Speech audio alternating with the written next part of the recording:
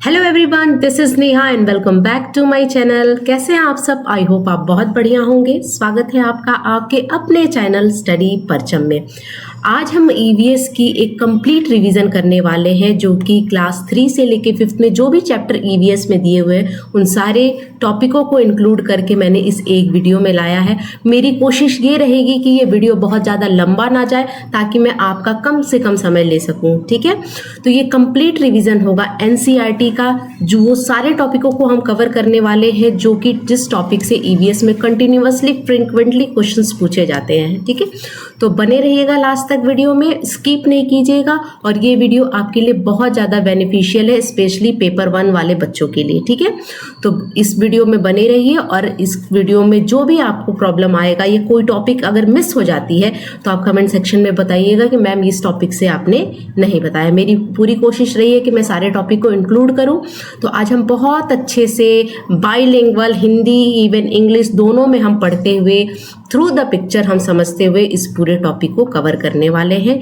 तो आज हम स्टार्ट करेंगे या आज हम पढ़ेंगे ईवीएस की कंप्लीट एनसीईआरटी समरी। तो चलिए हम क्लास को स्टार्ट करते हैं। उससे पहले मैं आपको बता दूं कि अगर आप चैनल पे नए हैं तो प्लीज़ चैनल को सब्सक्राइब कीजिए और बेल आइकन दबाइए, जिससे आपको नए वीडियो के नोटिफिकेशन मिलते रहेंगे। और जिन लोगों ने ऑलरेडी सब्सक्राइब कर लिया है मेरे चैनल को, तो आप अपने फ्रेंड्स के साथ शेयर कीजिए, ताकि ज़्यादा से ज़्यादा लोग इस वीडियो का बेनिफिट उठा सके। तो बिना किसी देरी के स्टार्ट करते हैं आज की क्लास और हम पढ़ेंगे अपने पहले टॉपिक को।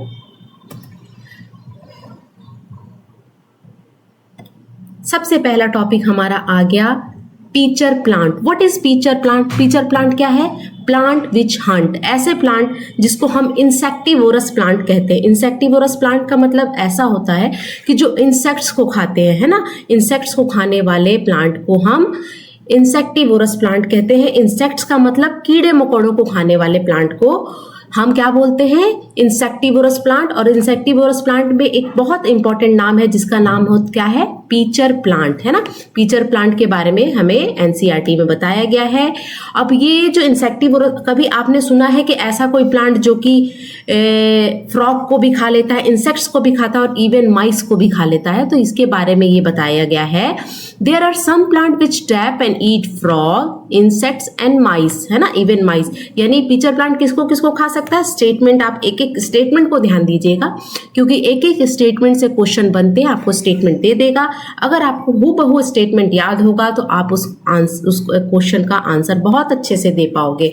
अगर आप नहीं स्टेटमेंट को अच्छे से पढ़ोगे तो वहां पे आपका वो क्वेश्चन मिस हो सकता है। तो बहुत अच्छे से ध्यान से पढ़ना है आपको एक एक स्टेटमेंट। और इस वीडियो के खत्म होने के बाद करना ये है आपको कि 7 जुलाई से पहले पहले तक डेली एक बार इस वीडियो को, आप कहीं भी, आप कोई भी काम कर रहे हो, आप घर ठीक कर रहे हो, आप झाड़ू लगा रहे हो, अगर हाउस वाइफ हो, खाना बना रहे हो, है ना, कुछ भी कर रहे हो, खाना खा रहे हो इवन, तो आप इस वीडियो को आप ऑन कीजिए और आप बस सुनते रहिए। आपको एक एक स्टेटमेंट आपके माइंड में फिट हो जाना है, आप ध्यान रखिएगा। ठीक है, तो हम पीचर प्लांट के बारे में पढ़ रहे थे। पीचर प्लांट कैसा प्लांट होता है? इंसेक्टिवोरस प्लांट होता है, ऐसा प्लांट जो कि इंसेक्ट्स को खाता है, फ्रॉग को खाता है। ध्यान में रखिएगा किस किस जानवर का नाम यहाँ पे दिया हुआ है। फ्रॉग को खा सकता है यानी मेढक को खा सकता है, इंसेक्ट्स यानी कीड़े मकोड़े, और इवन माइस, है ना, चूहों को भी खा सकता है। ऐसा प्लांट है ये। ठीक है, इसको हम नेफेंथीस के नाम से जानते हैं ना। पीचर प्लांट का दूसरा नाम क्या है? नेफेंथीस। और ये कहाँ पाया जाता है? आपके ऑस्ट्रेलिया में, इंडोनेशिया में। अगर हमारे देश की बात की जाए तो ये कहाँ पाया जाता है?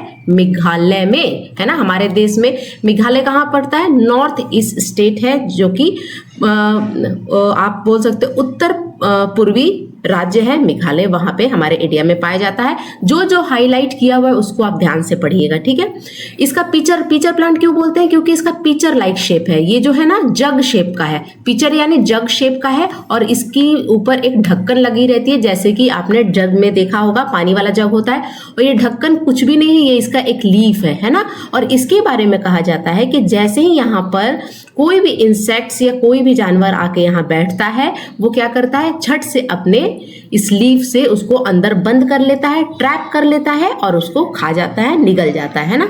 It has a picture like shape and the mouth is cover by leaf. The plant has special smell. ठीक है ना।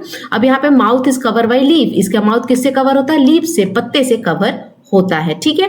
अब इसके बारे में और क्या बताया जाता है, ये लाइन को ध्यान में रखिएगा, एनसीईआरटी यहां पर गुमराह करता है कि इसका स्पेशल टाइप्स ऑफ स्मेल होता है, ना कि साउंड। एनसीईआरटी दे देता है कि इसका स्पेशल टाइप्स ऑफ साउंड होता है, ये अलग तरह की एक आवाज को निकालता है जिससे क्या होते हैं, अट्रैक्ट होते हैं जानवर या इंसेक्ट्स। ये गलत बात है। आपको सही बात क्या है कि इसके पास एक स्पेशल टाइप्स का स्मेल होता है, एक अच्छा उस स्मेल को वो रिलीज करता है जिससे इंसेक्ट्स जो है वो अट्रैक्ट होते हैं, मनमोहित होके वहां पर जाकर बैठ जाते हैं, ठीक है। When the insect landed on the mouth of the plant, it get trapped and cannot get out. जैसे ही वहां पर आके कोई इंसेक्ट्स बैठता है, ये क्या करता है, ट्रैप कर लेता है, अपने जाल में फंसा लेता है और उसको खा लेता है और उसको बाहर निकलने नहीं देता। अपने लीफ से क्या करता है, उसको जो पिक्चर लाइक शेप होता है उसको लीफ से ऐसे बंद कर लेता है, और इसी को कहा जाता है व्हाट अ क्लेवर वे और टू हंट। क्या चालाकी तरीके से अपने शिकार को ये खाता है, ठीक है। समझ में आया पिक्चर प्लांट के बारे में आपको। चलिए नेक्स्ट देखते हैं, नेक्स्ट टॉपिक हमें कौन सी पढ़नी है। नेक्स्ट है डिजर्ट ओक ट्री, है ना। डिजर्ट ओक ट्री कहाँ पाई जाती है, सबसे पहले आप याद ध्यान में रखिएगा, फाउंड इन ऑस्ट्रेलिया, ऑस्ट्रेलिया में पाई जाती है desert oak tree. Picture plant भी ऑस्ट्रेलिया में पाया जाता था, डिजर्ट ओक ट्री भी ऑस्ट्रेलिया में पाया जाता है, ठीक है। अब इसकी हाइट कितनी होती है, आपके क्लासरूम के वॉल इतनी इसकी हाइट होती है, अबाउट 4 मीटर। ये एनसीईआरटी में स्टेटमेंट दिया हुआ है, ध्यान दीजिएगा, ठीक है। It grow almost as tall as your classroom, यानी यहाँ पे बच्चों को समझाया जा रहा है ना एनसीईआरटी में। ये जो एनसीईआरटी से लिया गया स्टेटमेंट ये बच्चों के लिए है, तो उसमें बताया जा रहा है कि बच्चे समझ पाए कि आपके क्लासरूम की हाइट इतना उस ये जो डिजर्ट ओक प्लांट है उसकी हाइट है। और इसको डिजर्ट ओक प्लांट क्यों कहते हैं, क्योंकि ये डिजर्ट एरिया में पाया जाता है, रेगिस्तानी एरिया में पाया जाता है। अब इसके पास बहुत कम लीफ होते हैं, बहुत कम पत्तियां होती है। It has a very few leaf, बहुत ही कम पत्तियां होती हैं। किसकी, डिजर्ट ओक प्लांट के बारे में हम बात कर रहे हैं ना। The root of this plant go down nearly 30 times of its height, यानी कहने का मतलब ये है कि इसकी रूट इतनी ज्यादा गहरी अंदर गई रहती है कि आपके क्लास से वो 30 गुना ज्यादा उसकी रूट की हाइट होती है। अगर आपके क्लास की हाइट 4 मीटर है तो इसकी रूट की हाइट कितनी होगी, 4 से आप 30 से मल्टीप्लाई करोगे तो कितना हो जाएगा, 4 3 जा 12, यानी 120 मीटर की हाइट होती है इसकी रूट की। यानी इतने ज्यादा गहरे जमीन में अंडरग्राउंड वाटर तक पहुंचने के लिए इसकी रूट वहां तक चली जाती है, और उसकी रूट वहां तक जाती है जहां तक उसको पानी ना मिल जाए।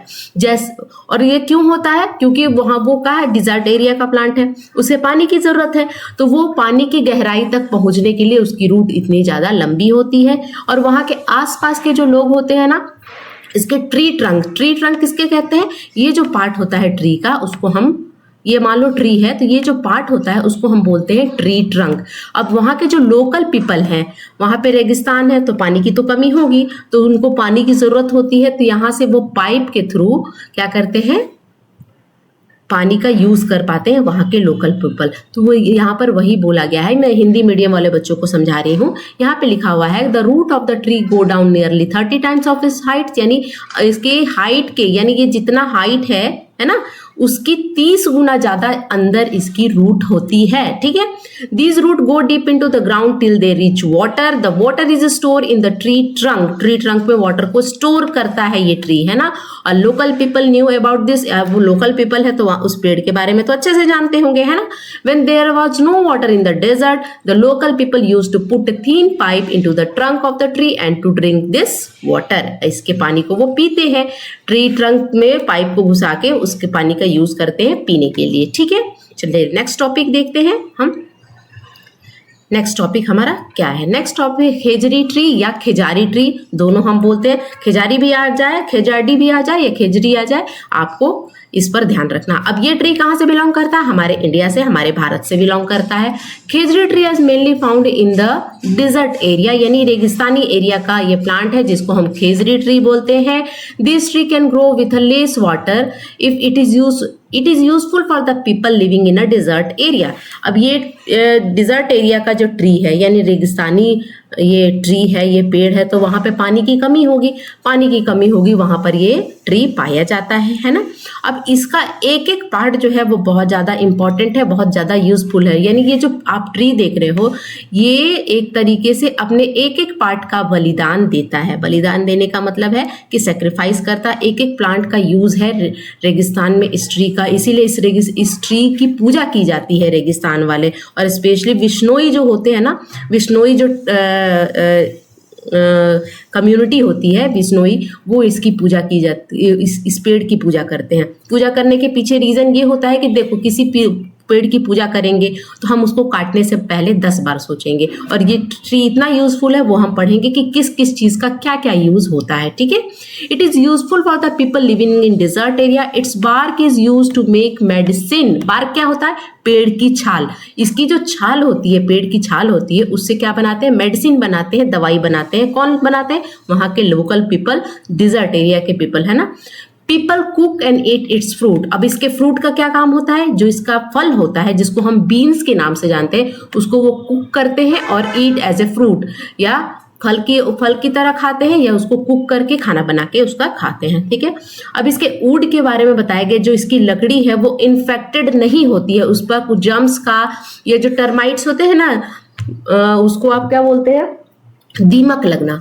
दीमक नहीं लगता इनकी लकड़ियों में। तो जब इनकी लकड़ियों में दीमक नहीं लगता, इन्फेक्टेड नहीं होते हैं इंसेक्ट से, तो इसका यूज क्या करेंगे हम? जिस लकड़ी में दीमक नहीं लगेगा तो उसका हम फर्नीचर बनाएंगे, हम चेयर बनाएंगे, टेबल बनाएंगे, सोफा बनाएंगे, बेड बनाएंगे। तो वहां के लोग क्या करते हैं? तो would of this tree does not get infected by the insects and it is use for making doors, furniture, window. यानी वो डोर बनाते हैं, फर्नीचर में बहुत सारी चीज आ गई, डोर बनाते हैं, विंडो बनाते हैं। इस लाइन को आप ध्यान में रखिएगा। It is vital to note that the animal in this particular location eat the leaves of the Khejadi tree. अब इस एरिया में जो एनिमल होते हैं, जैसे लोग क्या कहते हैं, पालतू जानवर रखते हैं, गाय भैंस जो भी रखते हैं, तो इस बकरियां रखते हैं, तो इस एरिया के जो लोग होते हैं इसकी पत्तियों को किसको खिलाते हैं? अपने पालतू जानवर को खिलाते हैं, है ना। और क्या दिया है? In additional the tree provide a shade. और एक सबसे इंपॉर्टेंट चीज है कि ये जो ट्री है ना, ये आपको दिख रही होगी यहाँ पर, ये शेड भी प्रोवाइड करता है, यानी छाया देने वाला ट्री है। और लोकल जो बच्चे हैं वहाँ के इस पेड़ के नीचे खेलना पसंद करते हैं। और बड़े एल्डर जो लोग होते हैं, जो बड़े लोग होते हैं, वो यहाँ पे क्या करते हैं? यहाँ पे आके रेस्ट करते हैं, आराम करते हैं, है ना। Hence it is crucial that we preserve the tree around us। इसीलिए बहुत जरूरी होता है, तो हमें क्या करना चाहिए? हमें पेड़ काटना नहीं चाहिए और ज्यादा से ज्यादा आपको पेड़ लगाना चाहिए। इससे क्या होगा? आपका इन्वायरमेंटल बैलेंस बना रहेगा, इकोलॉजिकल बैलेंस बना रहेगा। ठीक है, समझ में आ रही है बात? बोर तो नहीं फील हो रहे हो ना? चलो आगे बढ़ते हैं। ठीक है,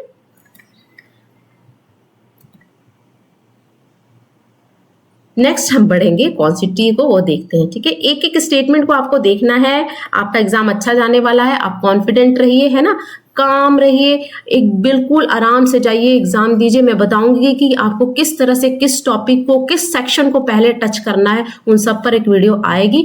आप ध्यान से दीजिएगा। बहुत बड़ा एग्जाम नहीं है, क्वालिफाइंग एग्जाम है। क्वालिफाई भी कर जाओगे तो बहुत अच्छी बात है, और ज्यादा नंबर लाओगे तो और भी अच्छी बात है। ठीक है, चलो अब थ्रू द आई ऑफ अल्ब्रूनी। अल्ब्रूनी के बारे में पढ़े हम। अल्ब्रूनी कौन था? एक ट्रैवलर था, एक यात्री था, जो कि कहां से आया था? उज्बेकिस्तान से आया था, है ना।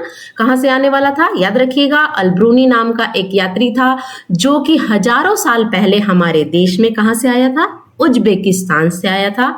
और उसने क्या किया था? केयरफुली एब्जॉर्ब किया था। उसने बहुत अच्छे से गौर से देखा था कि हमारे यहाँ के लोग जो थे, पहले के लोग बहुत स्किल्ड थे, बहुत हुनरबाज थे, है ना। बहुत अच्छे से वो क्या करते थे? चबूतरों का डिजाइन करते थे। इन्होंने स्पेशली क्या किया? अपनी एक बुक लिखी। इनकी बुक का क्या नाम है? आपको याद रखना है। इनकी बुक का नाम है किताबे हिंद। यानी किताबे हिंद बुक किसने लिखी? किताबे हिंद बुक लिखी अल्ब्रूनी ने। अल्ब्रूनी कहाँ से आया था? उज्बेकिस्तान से आया था, है ना। और वो कब आया था? हजारों साल पहले हमारे देश में आया था। ठीक है ना, वो एक ट्रैवलर था, यात्री था। ठीक है, more than 1000 year ago a traveler came to India. His name was Al-Bruni. The place that he came from is now Uzbekistan. जिस प्लेस से आया था उसको हम अब उज्बेकिस्तान के नाम से जानते हैं। Al-Bruni carefully absorbed and noted down the detail of all that he saw. जो भी उसने यहाँ देखा उसको बहुत ही अच्छे से अपने बुक में नोट किया, है ना। He wrote especially about the things that he found very different from his own country. इसने और किस चीज पर ज्यादा ध्यान दिया, जो कि इसके कंट्री में वैसी चीजें नहीं होती थी और हमारे देश में होती थी. Here is a part of what he wrote about the pond of that time. यानी स्पेशली इन्होंने क्या देखा कि यहाँ पे जिस तरह से हमारे पॉन्ड का, हमारे तालाब को डिजाइन किया जाता है, और कितने स्किल्ड लोग थे कि तालाब के, पॉन्ड के चारों ओर चबूतरा बनाया जाता था. चढ़ने की सीढ़ियां अलग होती थी, उतरने की सीढ़ियां अलग होती थी, जिससे क्या हो कि एक जगह भीड़ इकट्ठी ना हो, क्राउड इकट्ठी ना हो, और बहुत अच्छे से वहां के लोग उस टाइम भी बहुत स्किल्ड थे. इन्होंने अपनी बुक में लिखा.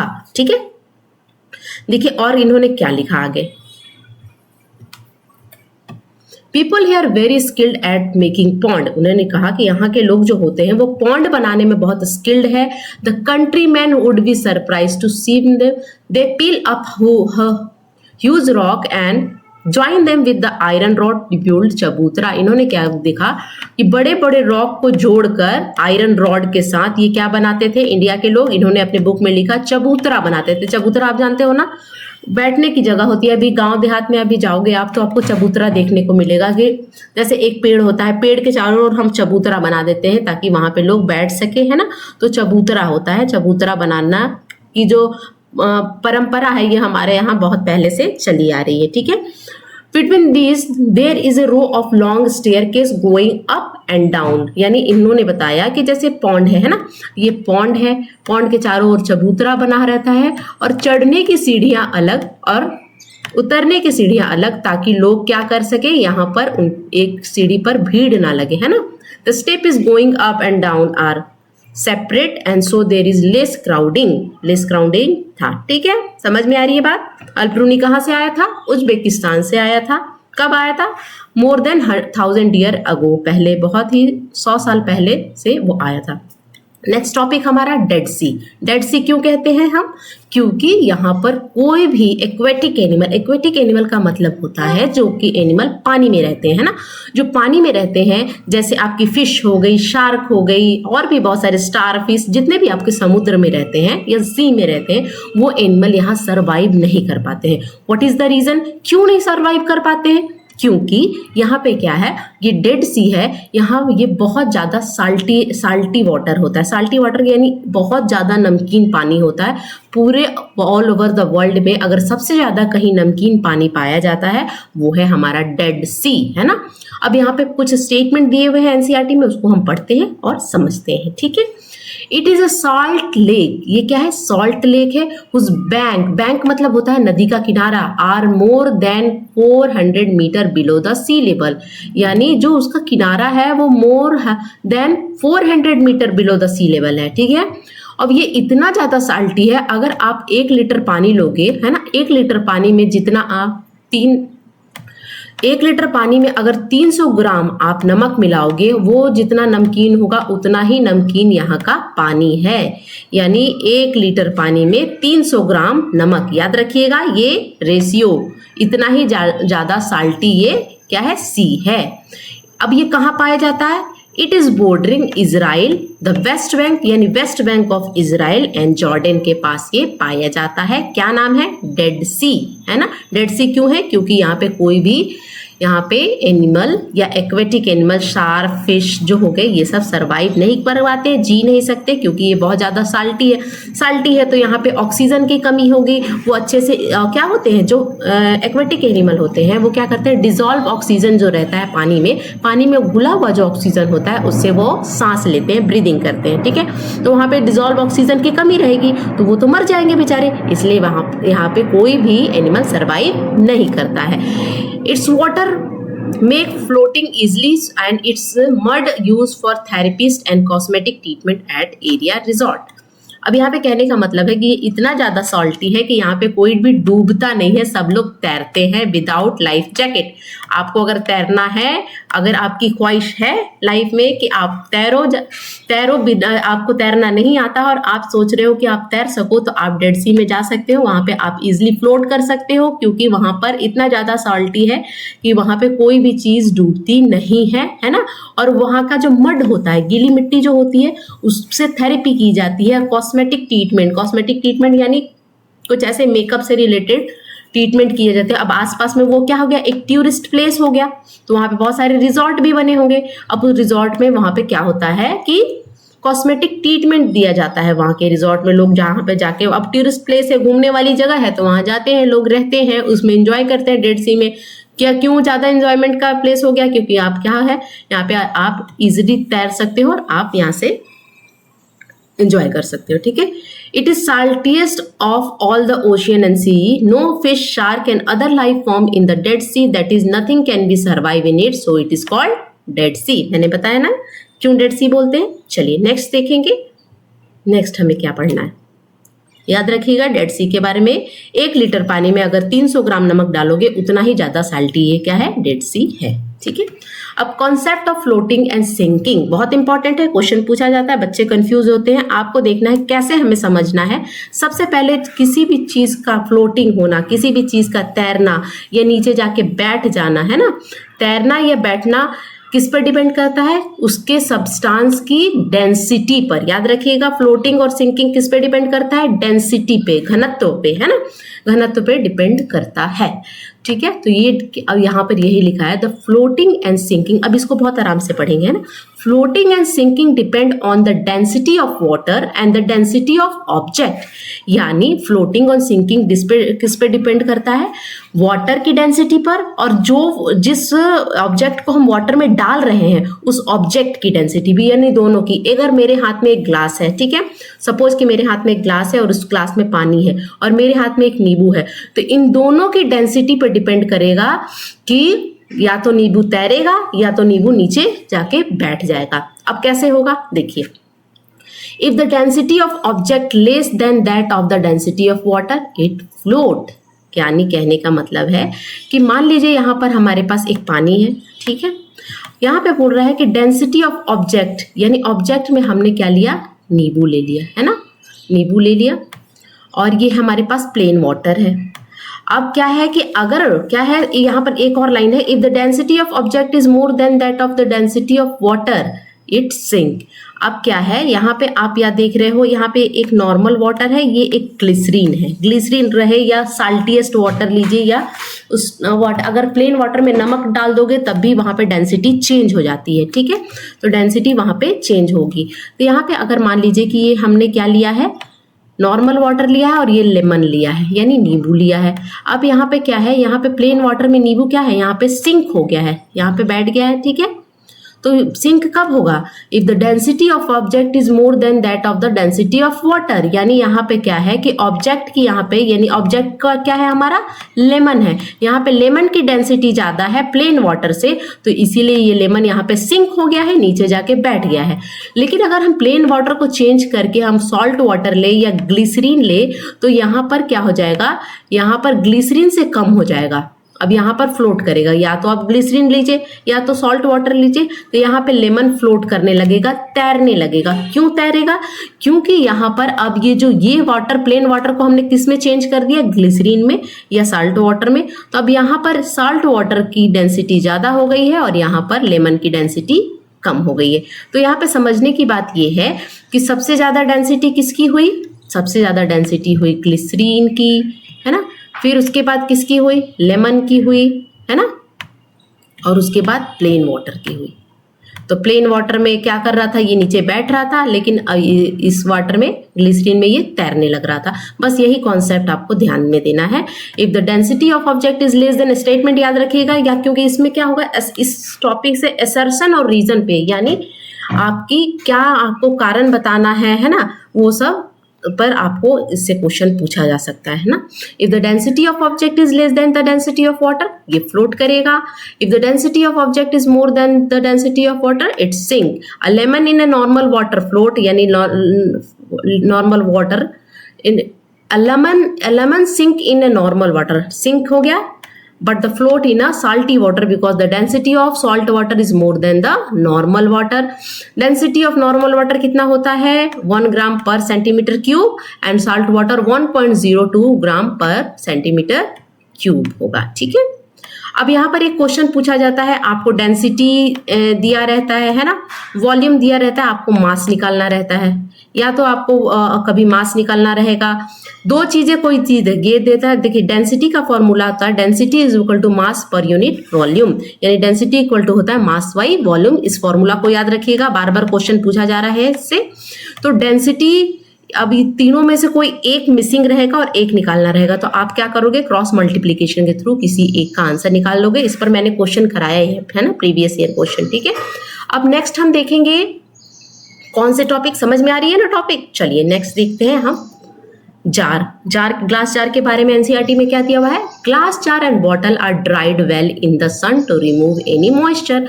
अब क्या है कि हम जो हमारी मम्मियाँ घर में क्या करती हैं, आम का अचार बनाती हैं, तो आपने क्या देखा है कि वो किस आम के अचार को बनाने का, अभी आम के अचार के बनाने का सीजन भी चल रहा है, तो मम्मी क्या करती है, आम के अचार को किस में रखती है, ग्लास जार में रखती है, यानी शीशे के बर्तन में, शीशे के एक जार को बंद करके, ढक्कन बंद करके वो रखती हैं। लेकिन उससे पहले आपने देखा होगा अपने घर में, आपने ऑब्जर्व करके, क्योंकि नॉर्मल बात है, सबके घरों में होती है कि उसको वो बहुत अच्छे से सुखाती हैं, पहले कपड़े से सुखाती हैं, फिर धूप में रखती हैं, ताकि उसमें कोई भी मॉइस्चर हो, मॉइस्चर का मतलब नमी हो, वो नमी क्या हो जाए, खत्म हो जाए, धूप में क्या हो जाए, वो नमी क्या होगा, इवोपोरेट हो जाए, गायब हो जाए, ठीक है। तो अब क्यों मॉइस्चर को हटाना क्यों जरूरी है, यहाँ पर एक क्वेश्चन बनता है कि हम क्यों मॉइस्चर को रिमूव करते हैं ग्लास जार से, यानी शीशे के बर्तन से। तो germ can grow quickly in the presence of moisture और वाटर कंटेन। जो जर्म्स होते हैं, जो माइक्रो ऑर्गेनिज्म होते हैं, वायरस, बैक्टीरिया, फंगस, जो भी हो माइक्रो ऑर्गेनिज्म होते हैं, वो मॉइस्चर के प्रेजेंस में, यानी नमी के प्रेजेंस में, नमी रहेगी तो उनका ग्रोथ बहुत तेजी से होगा। अगर थोड़ा सा भी मॉइस्चर रह गया तो आपका अचार क्या हो जाएगा, खराब हो जाएगा। इसीलिए मॉइस्चर को हम, यानी नमी को हम हटाते हैं ना। Removing the moisture from the glass jar can increase the self life of the pickle. आपके पिकल यानी आपकी अचार 2 साल, 3 साल, 4 साल जाए, इसके लिए आपको क्या करना है, आपको ग्लास जार को ड्राई करना है सन में, और उसके बाद आपको उसमें अचार को रखना है, ठीक है। समझ में आ रही है बात। देखिए आप इसको जब मैं आप बताऊं ना, तो आप एब्स्ट्रैक्ट थिंकिंग के थ्रू, आप अपने घर में, आपकी मदर करती होंगी है ना, माँ करती होंगी घर में, तो उस चीज को आप कनेक्ट करो कि हाँ मम्मी तो ऐसा करती है, और सबके घरों में होता है यार, हम लोग बिलोंग करते हैं मिडिल क्लास फैमिली से, सबकी माँ अचार बनाती है, मेरी भी मम्मी अचार बनाती है, तो मुझे पता है कि किस तरह से हम करते हैं। आज मिडिल क्लास है तभी तो हम टीचिंग का एग्जाम दे रहे हैं, क्या टीचिंग का एग्जाम क्यों दे रहे हैं हम, बहुत बड़े हाई फाई तो है नहीं, पापा के पास इतने पैसे तो है नहीं कि आराम से ऐश कर सके। हमारी जो रोजी रोटी है उसको चलाने के लिए हमें पढ़ना पड़ेगा, और हमें अपनी लाइफ को अच्छे तरीके से, मतलब एक नॉर्मल लाइफ जीने के लिए हमें जॉब करना पड़ेगा। इसीलिए तो हम टीचिंग का एग्जाम कर रहे हैं, है ना, टीचिंग का एग्जाम दे रहे हैं। तो चलिए अब आप टीचिंग का एग्जाम आपका जो भी आप आगे दे फ्यूचर में, आपका क्लियर हो, ये मेरा बेस्ट विशेष आपके साथ हमेशा रहेगा। और नेक्स्ट टॉपिक को हम देखते हैं, ठीक है। बात करते हुए आगे बढ़िए, आपको बहुत ज्यादा बर्डन लेने की जरूरत नहीं है, एग्जाम अच्छा जाने वाला है ना, कॉन्फिडेंट रहिए अपने आप में। अब अगला है anaemia is cause due to the low iron level. Anaemia कैसे होता है, लो आयरन लेवल, जब हमारे बॉडी में, हमारे ब्लड में आयरन का लेवल कम हो जाता है। आयरन का लेवल कम होने से हमें कौन सी डिजीज होती है, आयरन होती है, यानी anaemia is a iron deficiency disease. Iron की कमी से जो डिजीज होती है उसको हम क्या बोलते हैं, एनीमिया, ठीक है।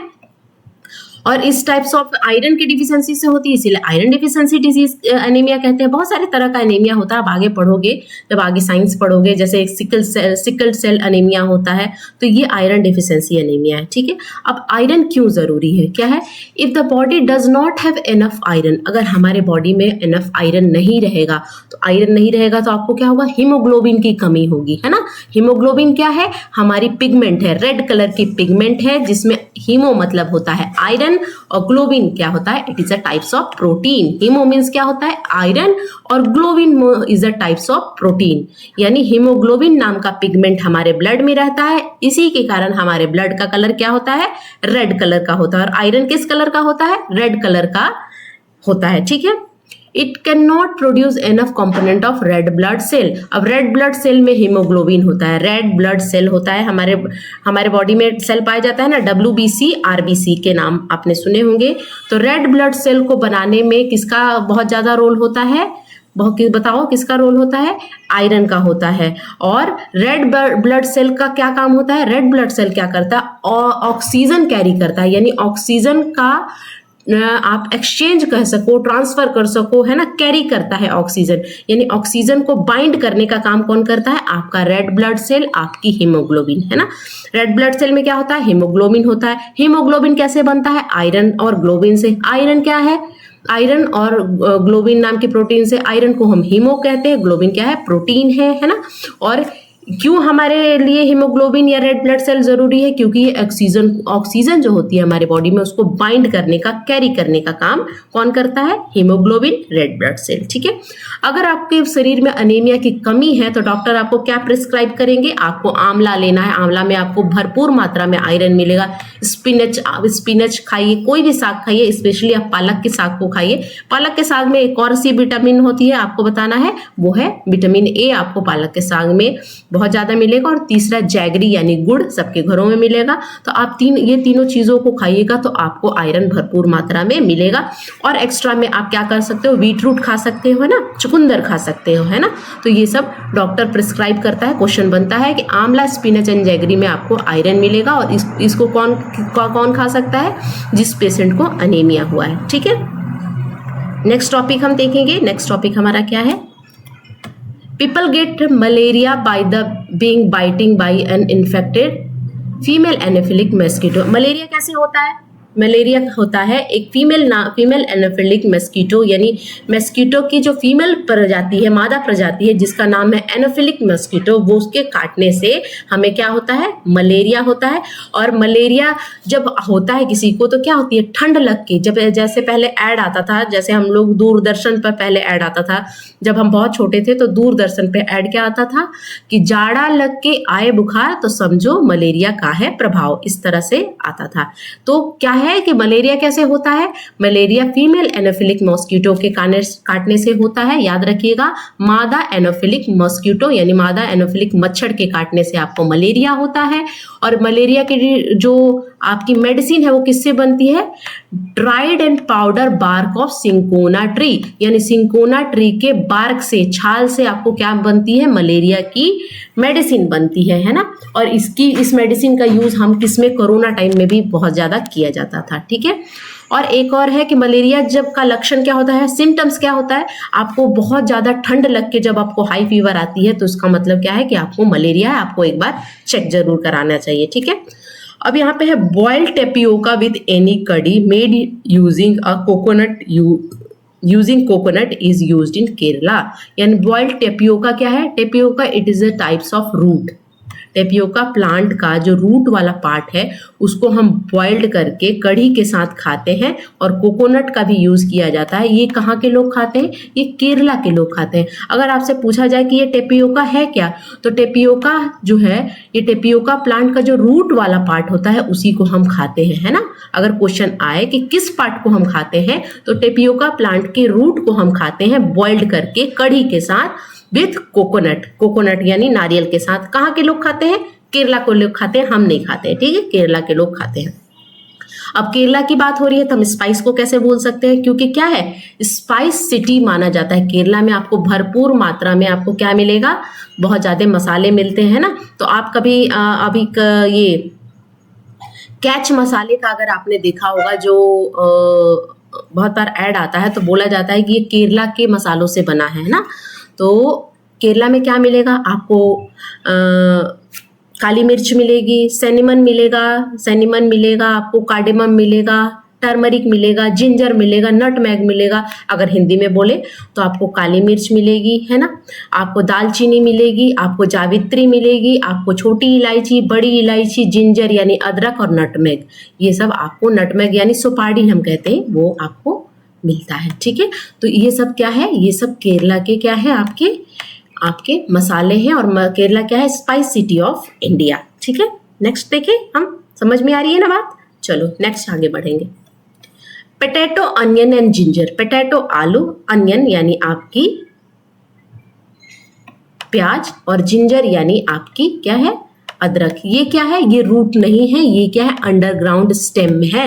याद रखिएगा, पोटैटो आपका रूट नहीं है, अनियन आपका रूट नहीं है, यानी ये जड़ नहीं है। ये क्या है, ये है आपकी स्टेम, अंडरग्राउंड स्टेम है पोटैटो, अनियन एंड जिंजर, याद रखना है, ठीक है।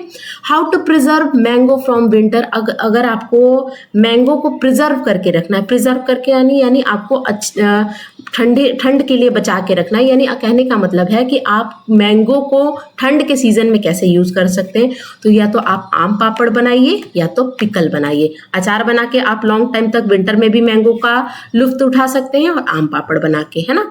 People eat she fish cooked in coconut oil. अच्छा, कहाँ के लोग फिश को कोकोनट ऑयल के साथ यानी नारियल के तेल के साथ फिश को बना के खाते हैं? कहाँ के लोग? गोवा के लोग, है ना, गोवा के लोग। अब गोवा क्या है, गोवा समुद्री एरिया है ना, कोस्टल एरिया में पाया जाता है।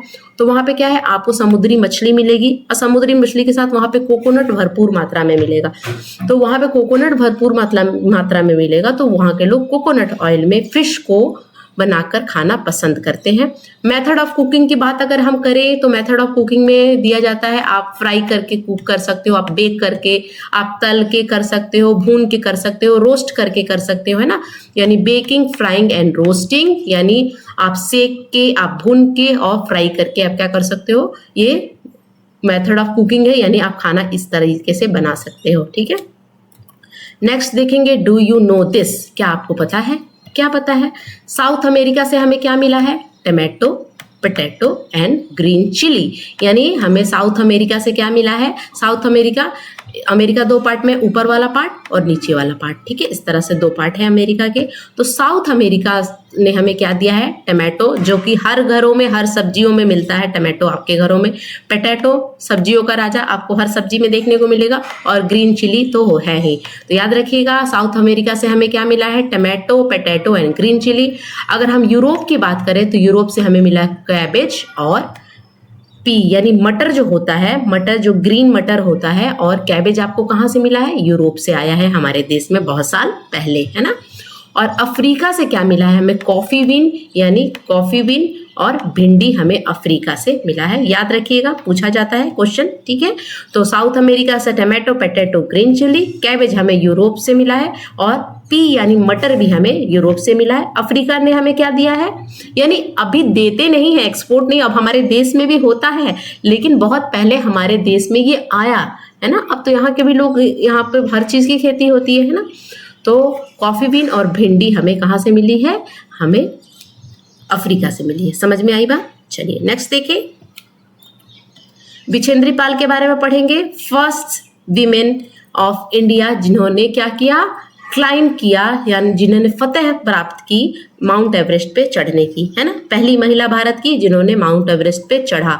अब पहले आपको कमेंट सेक्शन में मेंशन करना है कि पहले भारतीय कौन थे जिन्होंने स्पेस में ट्रेवल किया, आपको ये बताना है। और उनसे क्या वार्ता हुई, जो उस टाइम की जो प्राइम मिनिस्टर थी मिसेज इंदिरा गांधी, उनसे उनकी क्या वार्ता हुई, तो आपको बताना है। कमेंट सेक्शन में मेंशन कीजिएगा कि फर्स्ट मैन जो हमारे देश से थे जिन्होंने स्पेस पे ट्रैवल किया, उनका क्या नाम है, ठीक है। चलिए, ये आपका होमवर्क है, कमेंट सेक्शन में मेंशन करना है आपको, ठीक है।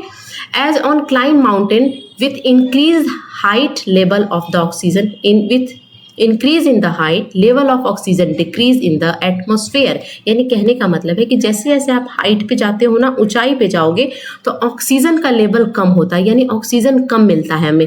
ऑक्सीजन कम मिलता है, इसलिए वहाँ तो ऑक्सीजन कम मिलेगा तो हमें क्या होगी? सांस लेने में दिक्कत आएगी, ब्रीदिंग प्रॉब्लम होगी, है ना। तो there can be breathing problem, so mountaineer carry oxygen cylinder along with them.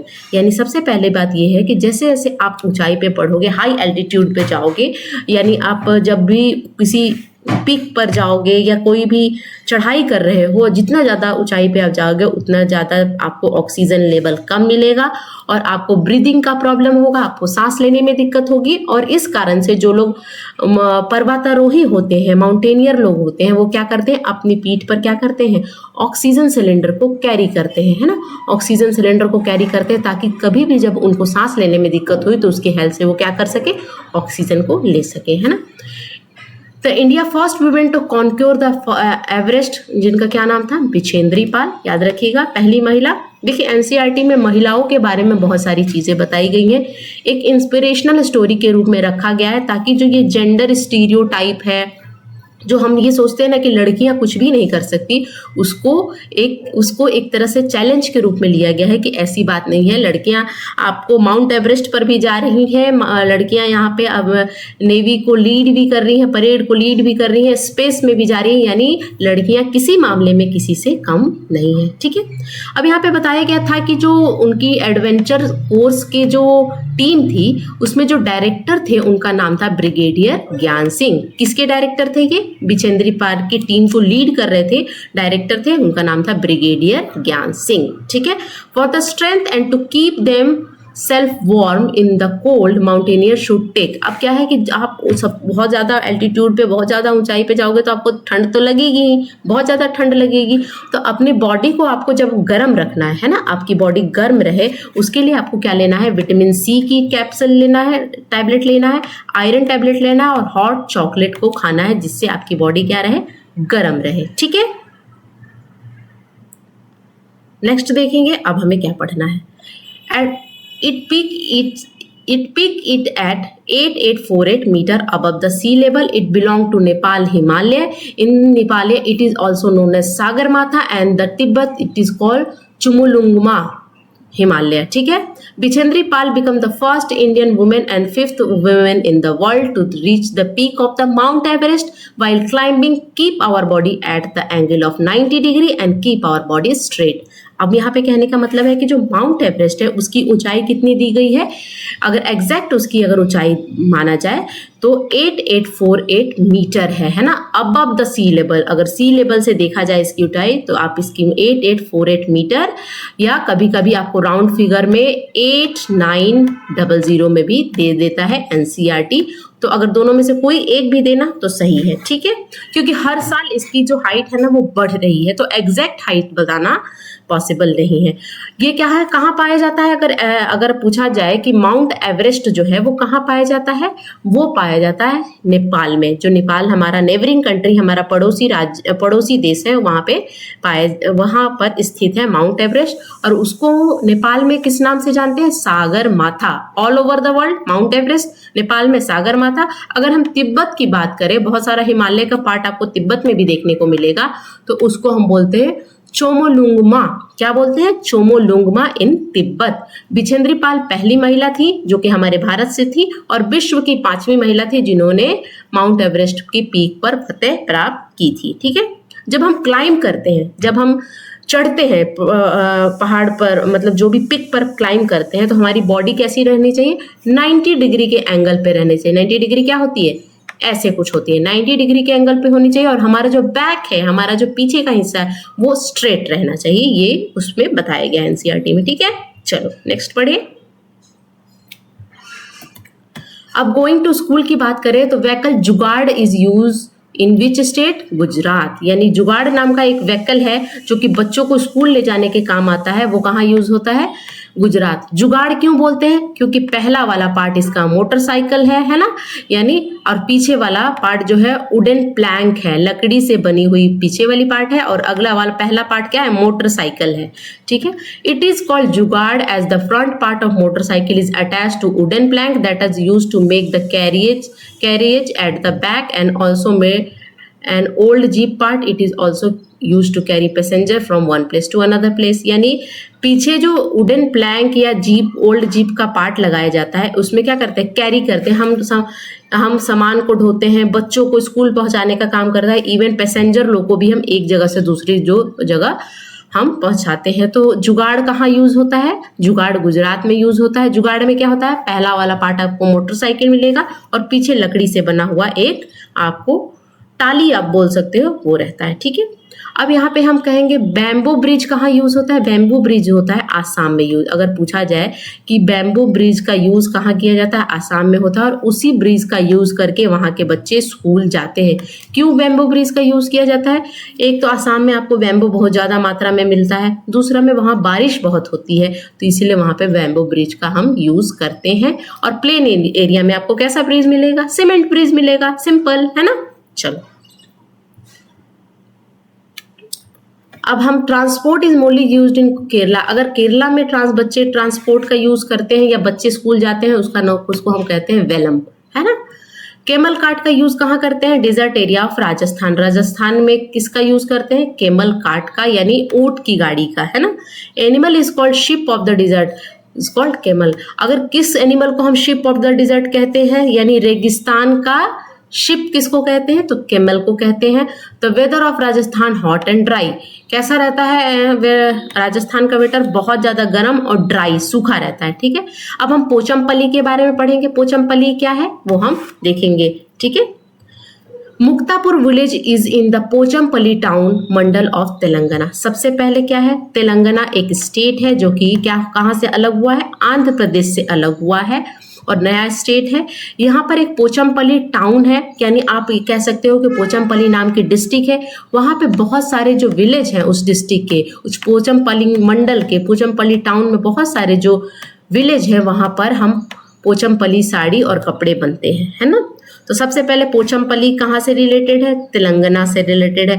Pochampally एक डिस्ट्रिक्ट है, एक मंडल है, एक टाउन है। वहाँ पे बहुत सारे जो विलेज हैं उसके अंदर में जितने भी विलेज है, तो अब एक डिस्ट्रिक्ट में आपको बहुत सारे विलेज मिलेंगे, है ना। तो एक उसमें जो यहाँ पे स्पेशली जिस विलेज का नाम बताया गया है उसका नाम है मुक्तापुर विलेज। किसी एक विलेज का नाम यहाँ पे स्पेशली बताया गया है एनसीईआरटी में। तो Muktapur village in Pochampally town mandal of Telangana. ठीक है, most of the family in this town are weaver. अब यहाँ पे पोचमपल्ली के बारे में बताया गया है कि यहाँ टाउन के बहुत सारे जो लोग हैं वो क्या है? वीवर्स हैं। वीवर्स करने का मतलब बुनकर है। That is why the special cloth that they wear is called Pochampally. इसीलिए यहाँ के लोग क्या है? पोचमपल्ली क्लॉथ को बनाते हैं और इनका ये ट्रेडिशनल आर्ट है ना। समझ में आई? इस तरह की आपको पोचमपल्ली साड़ी देखने को मिल जाएगी। ठीक है, अब हम कोल्ड डिजर्ट की बात करें तो कोल्ड डिजर्ट किसको कहते हैं? लेह एंड लद्दाख को। स्पेशली लद्दाख को हम क्या बोलते हैं? Cold desert. कोल्ड डिजर्ट क्यों बोलते हैं? डेजर्ट क्यों बोलते हैं? क्योंकि यहाँ पे 25 सेंटीमीटर से कम वर्षा होती है। उस एरिया को हम, जिस एरिया में भी 25 सेंटीमीटर से कम वर्षा होती है उसको हम क्या बोलते हैं? डिजर्ट एरिया में उसको हम क्या करते हैं? लेते हैं। ठीक है, कोल्ड इसलिए बोलते हैं क्योंकि वहाँ ठंड बहुत पड़ती है। और वहाँ ठंड कितनी पड़ती है? विंटर में 0 से लेके -40 डिग्री सेल्सियस तक भी टेम्परेचर चला जाता है। कहाँ की बात हो रही है? लेह एंड लद्दाख की बात हो रही है। ठीक है, तो वहां पे अब हम एक इस पूरे स्टेटमेंट को पढ़ने वाले हैं। Leh and Ladakh has high dry and flat called a cold desert. Ladakh get very little rainfall, बहुत कम बारिश होती है, इसीलिए वहां पे उसको हम कोल्ड डिजर्ट कहते हैं। और ठंड बहुत ज्यादा पड़ती है, बारिश कम होती है, तो कोल्ड डिजर्ट बोलते हैं। Here there are high snow capped mountain, यहाँ पे बर्फ से ढकी हुई आपको क्या मिलेगी? पहाड़ मिलेगी।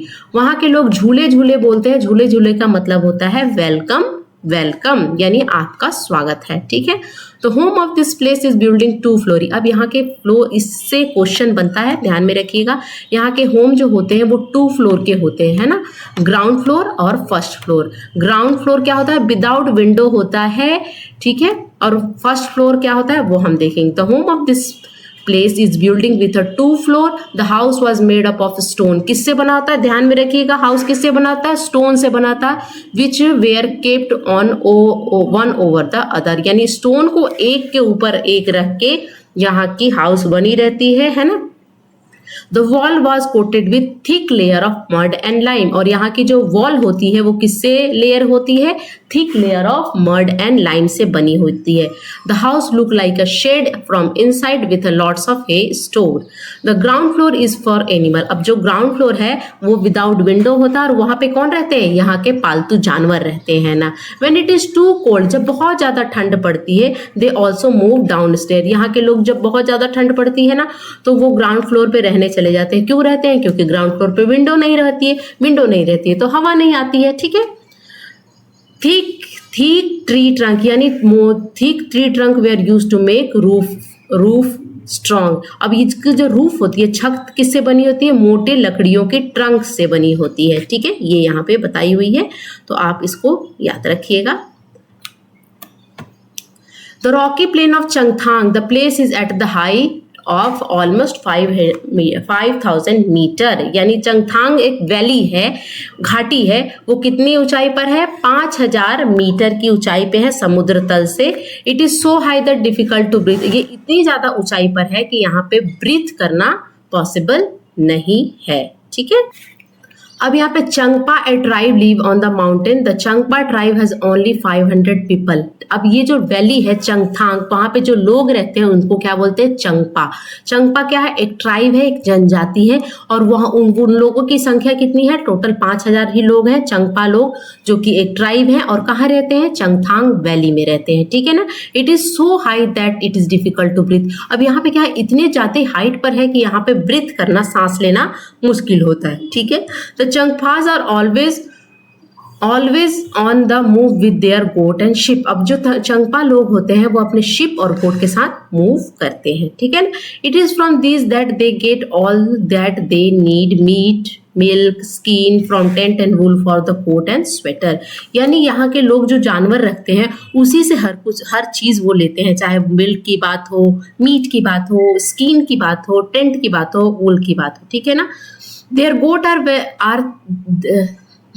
Are their only treasure. जो इनकी गोट होती है, जो चंगथांग वैली के चंगपा लोग हैं, वो कितने लोग हैं? 5,000 लोग हैं, याद रखिएगा। और चंगथांग वैली कितनी ऊंचाई पर है? 5,000 मीटर की ऊंचाई पर है। और इनकी जो ये किसको पालते हैं? ये पश्मीना नाम की गोट को ये पालने का काम करते हैं। और इसकी जो अब इसके बारे में बताया गया कि ये जो गोट होती है, इनका जो धन संपत्ति आप कहे, जो भी इनका जो जमा पूंजी है, वही उनकी गोट होती है। ठीक है। If the family has more number of animal it is consider more rich and important. जिस फैमिली के पास ज्यादा एनिमल होंगे वो उतना ज्यादा रिच माना जाता है या अमीर माना जाता है। ठीक है, चलिए नेक्स्ट देखेंगे पश्मीना। अभी वीडियो थोड़ा लंबा हो रहा है ना, तो अगर देखती हूँ, अगर इसको नेक्स्ट क्लास में मैं आपको बता दूंगी, है ना। नहीं, नेक्स्ट क्लास में जाएगा, ये छोटा वीडियो बहुत ज़्यादा लंबा हो जाएगा ताकि आपको लोड ना रहे। ठीक है, चलिए नेक्स्ट क्लास में और हम देखेंगे, है ना। अब पश्मीना शॉल के बारे में हम कल की क्लास में पढ़ेंगे। आज के लिए इतना ही। अगर आपको वीडियो अच्छा लगा है तो प्लीज़ लाइक कीजिएगा, शेयर कीजिएगा एंड सब्सक्राइब कीजिएगा। मिलती हूँ आपसे नेक्स्ट वीडियो में, तब तक के लिए thank you so much for watching. Bye.